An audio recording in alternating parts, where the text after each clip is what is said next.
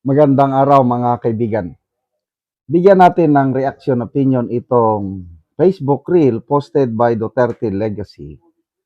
Interview ng isang matalinong mainstream media reporter kay Congressman Tubi Chanco tungkol sa FLR budget for release budget.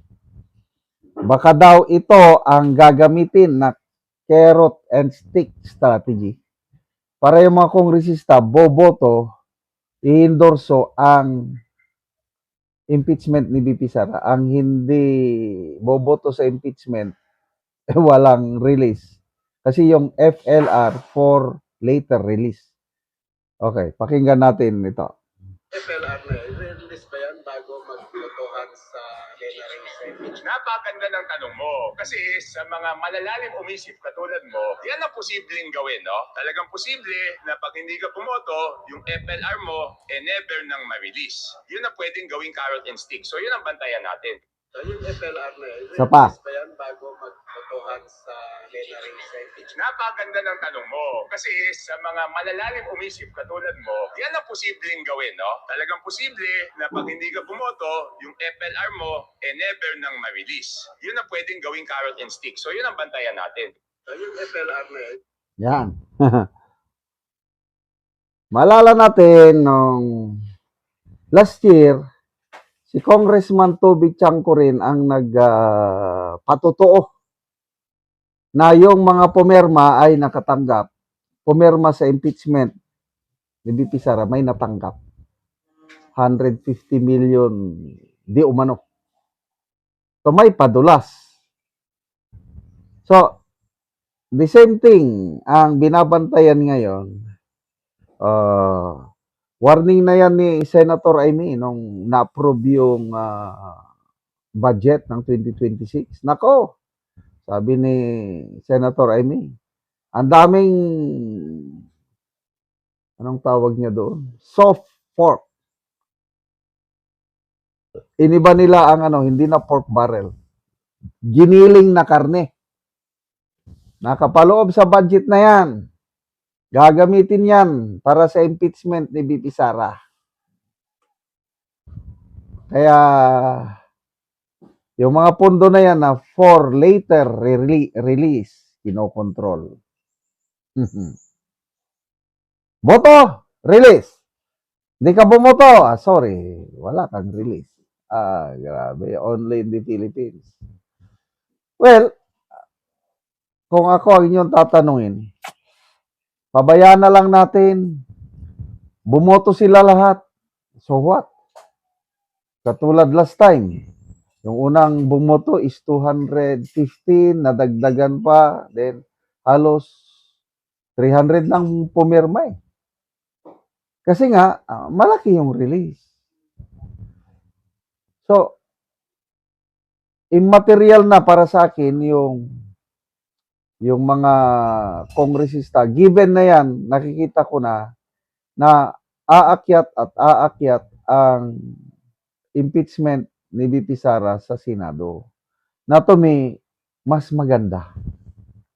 Para once and for all, makapag-desisyon na ang impeachment court. Alam naman natin, kumpleto tayo ng mga senador sa impeachment court na boboto pabor sa acquittal ni BP Sara. Dahil impeachment is just a numbers game. Impeachment is not so much on legal matters. Kaya nakakatawa itong si Senator Lacson. Grabe ang kanyang reaksyon sa pahayag ni Attorney Panelo na yung 4 na pusakal.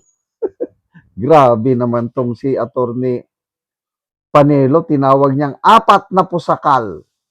Boboto sigurado sa conviction ni BP Sara. Soto, Lacson, Pangilinan, Hontiveros. Yan.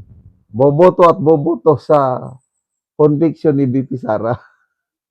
At nagtugma yung 4 na pusakal na sinasabi ni Attorney Panelo nagtugma sa sinabi rin opinion ng isang political strategist na si Mr. Lito Banayo.